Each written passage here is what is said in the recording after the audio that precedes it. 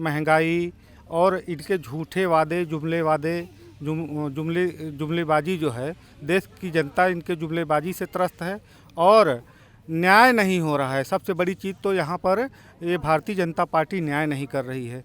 जी sure विकास कर पाएंगे, इतनी निधियाँ होती हैं और इतने मंत्रालय होते हैं, तो मंत्रालय के हिसाब से जो काम मंत्रालय करता है मंत्रालय से काम लाया जाएगा और जो हमारे जनप्रतिनिधि की निधि होती है, निधि को सदुपयोग किया जाएगा तो ज़रूर काम होगा।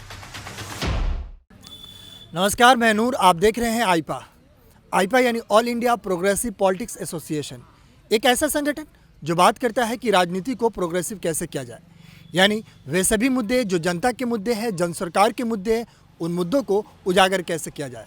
देश में राजनीति तो होती है, लेकिन राजनीति धर्म और जात पे होती है, हिंदू और मुस्लिम पे होती है। आईपा का मकसद है कि राजनीति हो, विकास के मुद्दों पे राजनीति हो। तो आज इसी कड़ी में हम यहाँ मौजूद है फूलपुर विधानसभा में और हमारे साथ मौजूद है बीएसपी के प्रत्याशी राम तोलन यादव जी। तो सबसे पहले राम जी, आपका आईपा के मंच पर बहुत बहुत स्वागत है। धन्यवाद आपको भी और आपके सभी दर्शकों को भी बहुत बहुत धन्यवाद जी। आप बताइए कि चुनावी मैदान में अभी आप कूद रहे हैं, यूँ कहें कि कूद गए हैं, तो अब कौन से मुद्दे लेकर आप चुनावी मैदान में आए हैं? देखिए, भारतीय जनता पार्टी की सरकार जो रही है 5 साल में, उन्होंने खुद ही यह मुद्दा दे दिया है। यहाँ पर बेरोजगारी, महंगाई और इनके झूठे वादे, जुमलेबाजी जो है, देश की जनता इनके जुमलेबाजी से त्रस्त है और न्याय नहीं हो रहा है। सबसे बड़ी चीज़ तो यहाँ पर ये भारतीय जनता पार्टी न्याय नहीं कर रही है। देख रहे हैं, ठोक देने की नीति पर यह सरकार चल रही है और इस सरकार को उखाड़ फेंकने के लिए माननीय बहन जी के 2007 से 12 वाली जो सरकार है उसको याद करके यहाँ की जनता एक बार फिर बहुजन समाज पार्टी की सरकार बनाने जा रही है और जनता मुझे विधायक बनाने जा रही है। अच्छा, एक बात बताइए राम जी, जैसे चुनाव आते हैं, भावनात्मक मुद्दे आ जाते हैं, विकास के मुद्दे कहीं ना कहीं गायब हो जाते हैं, तो कैसे राजनीति हो ताकि विकास के मुद्दे आए, जो जनता, आम जनता यहाँ पे जो है, उन जनता के मुद्दे वहाँ पे आए, तो कैसी राजनीति होनी चाहिए? देखिए, राजनीति के संदर्भ में बहुजन समाज पार्टी हमेशा यह मानती है कि जो हमारे भारत देश का संविधान है, वह संविधान अगर पूरी तरह से लागू हो जाएगा तो उसी में विकास भी निहित है। संविधान का लागू करना भारतीय जनता पार्टी को जो ये संविधान को ख़त्म करने का जो काम कर रही है और बहुजन समाज पार्टी संविधान को लागू करने की बात करती है और संविधान जब लागू हो जाएगा तो ऑलरेडी विकास होगा। अच्छा, क्या लगता है कि आपको अगर आप विधायक बनेंगे या जनता आप विधायक बनाएगी, तो क्या लगता है कि आप इस समाज का और ख़ास करके इस विधानसभा का विकास कर पाएंगे? जी श्योर विकास कर पाएंगे, इतनी निधियाँ होती हैं और इतने मंत्रालय होते हैं, तो मंत्रालय के हिसाब से जो काम मंत्रालय करता है मंत्रालय से काम लाया जाएगा और जो हमारे जनप्रतिनिधि की निधि होती है, निधि को सदुपयोग किया जाएगा तो ज़रूर काम होगा। अगर शिक्षा व्यवस्था की बात करें तो यहाँ की शिक्षा व्यवस्था कैसी है? अगर ख़राब है तो आपके विधायक बनने के बाद कौन सी रणनीति अपनाएंगे यहाँ शिक्षा व्यवस्था में सुधार के लिए? देखिए, मैंने आपको पहले भी बता दिया कि शिक्षा व्यवस्था सुधार करने के लिए मंत्रालय होता है, प्रदेश का बजट होता है, देश का बजट होता है। वह बजट का सदुपयोग किया जाए और हमेशा जब अगर उपयुक्त बजट नहीं है तो उसके लिए सदन में बात उठाई जाए, बजट बढ़वाया जाए, शिक्षा व्यवस्था सुधरेगी, क्यों नहीं सुधरेगी। अच्छा राम जी, एक बात बताइए, जैसे चुनावी मैदान में जो भी पार्टी आते हैं या जो भी प्रत्याशी आते हैं, वे बड़े बड़े वादे करते हैं, जैसे सत्ता में जाते हैं जनता को भूल जाते हैं कि मैंने इतने वादे किए हैं, तो क्या आप भी ऐसा करने वाले हैं? देखिए, क्या है कि आदमी अपने आप को जानता नहीं, पहचानता नहीं, समझ नहीं पाता और चुनाव क्षेत्र में आ जाता है। जब चुनाव क्षेत्र में आ जाता है तो चुनाव जीतने के लिए तमाम तरह के वादे उसको करना पड़ता है, क्योंकि अपने आप को पहचानता नहीं कि हमारी हैसियत और हमारा काम क्या है। जब हम अपने काम को जानते हैं और पहचानते हैं, अपने आप को पहचानते हैं, अपने पद की गरिमा को जानते हैं, समझते पहचानते हैं, तो हम ऐसी बातें बोलेंगे ही नहीं, हम आपसे वादा करेंगे ही नहीं। इसी क्रम में बहुजन समाज पार्टी, माननीय बहन जी ने आज तक हम लोगों का, बहुजन समाज पार्टी का कोई चुनावी एजेंडे में कोई वो नहीं होता है कि हम लोग घोषणा पत्र जारी करते हैं। हम लोग घोषणा पत्र जारी इसीलिए नहीं करते हैं क्योंकि हमें झूठ ना बोलना पड़े। हम संविधान को लागू करेंगे तो हमारा देश विकास होगा और संविधान में ये सारी व्यवस्था है कि जन जन तक सभी गरीब को, सभी अमीर को सारी सुविधाएं मुहैया हो पाएँ। जी आजकल सभी पार्टियां अपने आप को लोकतांत्रिक कहती है, दावा भी करती है कि हम लोकतांत्रिक है, लेकिन हकीकत में अगर आम जनता जानना चाहे कि वास्तव में कौन सी पार्टी लोकतांत्रिक है तो वो कैसे डिसाइड करेंगे? देखिए, लोकतांत्रिक व्यवस्था में आप लोग जानते हैं कि क्या क्या होता है। यही बात बार बार, सब बातें एक ही बात में निहित है। जो पार्टी संवैधानिक व्यवस्था से चलेगी और उस व्यवस्था को फॉलो करेगी, चुनाव ऐसा कराए कि हर व्यक्ति स्वतंत्र रूप से यह समझ पाए कि हमारा मत जहाँ दिया जा रहा है वहाँ पड़ रहा है। और अभी हम लोग चुनाव में हैं, हर बार यही होता है, यहाँ की जनता कहती है कि जब तक आप लोग ईवीएम नहीं हटाओगे आप लोग चुनाव हार जाओगे।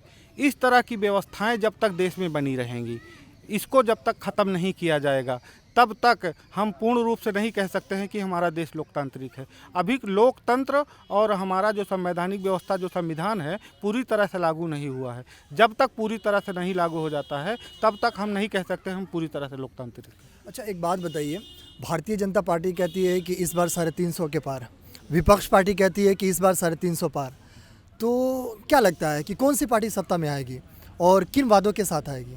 देखिए, आपने लोकतंत्र के बारे में पूछा। लोकतांत्रिक व्यवस्था हमारी बेहतर नहीं है। हर व्यक्ति का जो मत है उसको आहरण किया जाता है, उसका अपहरण किया जाता है, उसको लूटा जाता है, उसको खरीदा जाता है। ऐसी दशा में भारतीय जनता पार्टी इस नीयत से चुनाव लड़ती है तो कह सकती हो, दावा कर सकती है, लेकिन यह देश की जनता जिसको मत देगी वही 300 पार जाएगा, 500 के पार जाएगा। वो कहने वाले तो 800 जोड़ दीजिए तो कोई 500 कर रहा है, कोई 800 कर रहा है।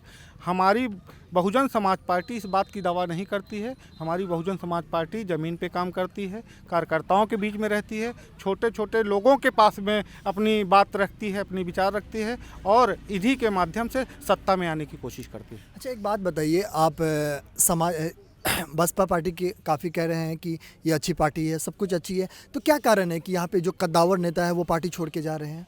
देखिए, क्या है कि जिसको आप कद्दावर कहते हैं जी, वो कहीं न कहीं अपने हित के लिए, अपने फ़ायदे के लिए पार्टियां छोड़ते हैं। वो उनका निजी विचार है, वो उनका निजी नेचर है। मैं अभी अपने भाषण के दौरान ये कह रहा था, जब मैं बात कर रहा था पब्लिक से, तब ये मैं कह रहा था कि बहुजन समाज पार्टी नेता बनाती है, नेता बनाती है और यहाँ से नेता बन के दूसरी राजनीतिक दलों में जाके राजनीति करते हैं। अच्छा एक बात बताइए, जब भी कोई आम जनता है, आम जनता अपने विश्वास से जताती है कि किसी भी पार्टी को या प्रत्याशी को वोट करती है कि वो जीत के जाए, सत्ता में जाए, हमारा विकास हो सके, लेकिन जैसे ही पार्टी जीतती है, जीतने के बाद वो भूल जाते हैं, पार्टी छोड़ देते हैं, दूसरे पार्टी में अपने फ़ायदे के लिए चले जाते हैं। तो क्या ये जो दल बदल है, इस दल बदल कानून को सख्त करने की ज़रूरत नहीं है? क्या इससे आम जनता का विश्वासघात नहीं होता है? बिल्कुल, आपने सही कहा कि दल बदल कानून और सख्त करने की ज़रूरत है। मैंने आपको बता दिया कि कुछ दल ऐसे हैं जो लोकतंत्र को ख़त्म करना चाहते हैं, जो हमारे संविधान को ख़त्म करना चाहते हैं। हमारे संविधान में इस तरह की व्यवस्था है। बाबा साहब अम्बेडकर ने कहा था कि हमारा संविधान बहुत अच्छा है पर इसको चलाने वाले अच्छा होना चाहिए। जब चलाने वाले अच्छे नहीं हैं तो उस व्यवस्था को लागू नहीं करते हैं, क्योंकि उनका लाभ है वो बेईमानी पूर्वक से चुनाव जीतने के लिए, लोकतंत्र को ख़राब करने के लिए इस तरह की नीति को अपनाते हैं। नेता खरीदते हैं और क्या नाम से विधायक खरीदते हैं, अपनी सरकार बनाते हैं। इस तरह की चीज़ें चल रही हैं और बहुजन समाज पार्टी हमेशा संविधान के दायरे में रह के काम करती है। एक आरोप है बीएसपी के ऊपर कि बीएसपी में टिकटों का खरीद फरोख्त ज़्यादा होता है, तो क्या ये सच है? देखिए, क्या है कि हमारे देहाती में कहावत है, अबर एक मेहरारू गांव भर एक भौजाई। बात समझता? आप समझा कि नहीं बात? जी बोलिए। आप समझ लिए ना, अबर एक मेहरारू गांव भर एक भौजाई। हम गरीब मजलूमों की पार्टी है। अक्सर हमारे पास धन्ना सेठ और पूंजीपति नहीं है।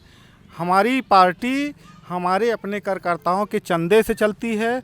हम कार्यकर्ता अपनी पार्टी में अपने श्रद्धा भक्ति से जितना हो सकता है पार्टी चलाने के लिए मदद करते हैं, जिसको लोगों ने यह कह दिया है कि मान्या बहन जी टिकट बेचती हैं। ये गलत है, ये बेईमानी पूर्वक है, ये द्वेषपूर्ण बात करते हैं लोग। इस तरह की कोई बात नहीं होती है। अच्छा ठीक है, एक और बार बताइए कि क्या लगता है कि इस बार के चुनाव में फूलपुर की जनता अपना प्यार लुटाएगी आपको? पूरा विश्वास है कि फूलपुर की जनता जो है इस बार मेरे साथ रहेगी। राम तौलन को बड़े भारी मतों से जिताने जा रही है फूलपुर की जनता। ठीक है, बहुत बहुत शुक्रिया आईपा के मंच पर अपने विचार साझा करने के लिए। थैंक यू, धन्यवाद। उम्मीद करते हैं कि आप इस क्षेत्र का उद्धार करेंगे, विकास के क्षेत्र में, हर क्षेत्र में आप ज़्यादा से ज़्यादा यहाँ पर आशीर्वाद लेंगे। धन्यवाद, धन्यवाद, थैंक यू आपको। जी बहुत बहुत शुक्रिया। यह है बीएसपी के प्रत्याशी रामतोलन यादव जी, जिन्होंने काफ़ी विभागीय अंदाज में यहाँ पे हालात पे, जो सड़क के हालात है, शिक्षा के हालात है, इन पे अपने विचार रखे हैं। बाकी ये जीतने के बाद यहाँ का जो जनता की जो समस्याएं हैं, मूलभूत समस्या है, उनको दूर करेंगे। बाकी वे तमाम जो सामने आ रहे थे, उन तमाम पहलुओं को ये नज़रअंदाज किए हैं। बाकी ये सिर्फ विकास के मुद्दों पर अपनी राजनीति कर रहे हैं। बाकी ऐसे ही तमाम अपडेट्स के लिए आप बने रहिए और देखते रहिए आईपा। नमस्कार।